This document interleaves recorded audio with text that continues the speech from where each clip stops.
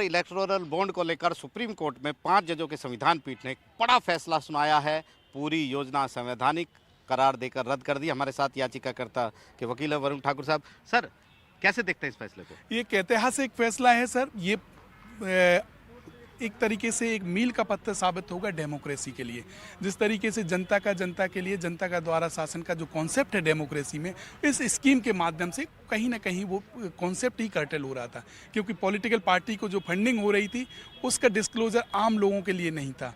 इससे हो क्या रहा था कि जो पॉलिटिकल पार्टी पावर में रहती है, चाहे वो बीजेपी हो चाहे कांग्रेस हो, वो एक बड़े मात्रा में फंड ले रही थी और कहीं ना कहीं जो फंड दे रहे थे उनके फेवर में वो स्कीम भी मोल्ड हो रही थी। तो ये सारी जब सुप्रीम कोर्ट के पास में आया, जो सीलबंद लिफाफे में भी आया, तो उन्होंने देखा this is very dangerous for the trend in the democratic setup.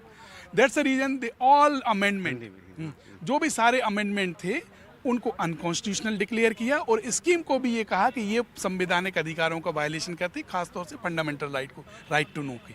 जी, तो कुल मिलाकर हम ये कहें कि मतदाताओं के अधिकारों को उन्होंने तरजीह दी है सुप्रीम कोर्ट ने, कि जानने का अधिकार सभी को हो कि किसको कितना फंडिंग। आज सुप्रीम कोर्ट ने डेमोक्रेसी को सुरक्षित रखने के लिए ये बहुत एक ऐतिहासिक कदम दिया है, क्योंकि जो स्कीम थी कहीं ना कहीं ये वायलेट कर रही थी लोगों के जानने के अधिकार का, और लोगों को ट्रांसपेरेंसी होना, एक आपका जो करप्शन भी होता है, इसमें भी ट्रांसपेरेंसी रहेगी तो करप्शन नहीं आ पाएगा।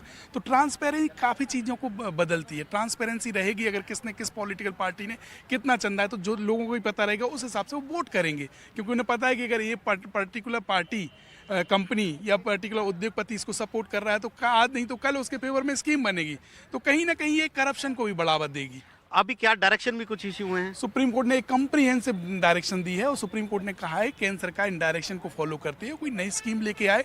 वो भी कंसर्न है ब्लैक मनी के जिस तरीके से इलेक्शन में यूज होता है। Supreme court is also concern कि उस ब्लैक मनी का भी स्टॉप होना चाहिए। इसके लेके सुप्रीम कोर्ट एक में डायरेक्शन दी है, उनको फॉलो करते हुए केंद्र सरकार कोई नई स्कीम ला सकती है।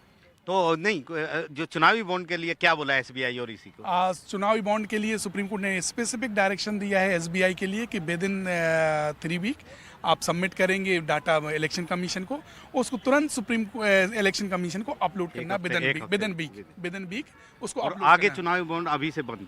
जो चुनाव बॉन्ड है जो आज से बंद हो गए हैं, और जो चुनावी बॉन्ड में जिन्होंने परचेज किए थे, जो इनकेस नहीं हुए हैं, तो जिन्होंने परचेज किए हैं उनको पैसे रिटर्न करने के लिए बोला है। बहुत बहुत धन्यवाद। तो एक बड़ा फैसला सुप्रीम कोर्ट का यहाँ सुप्रीम कोर्ट में 5 जजों के संविधान पीठ ने सुनाया है। नई दिल्ली से सुशील राठी के साथ आशीष भार्गव, एनडीटीवी इंडिया।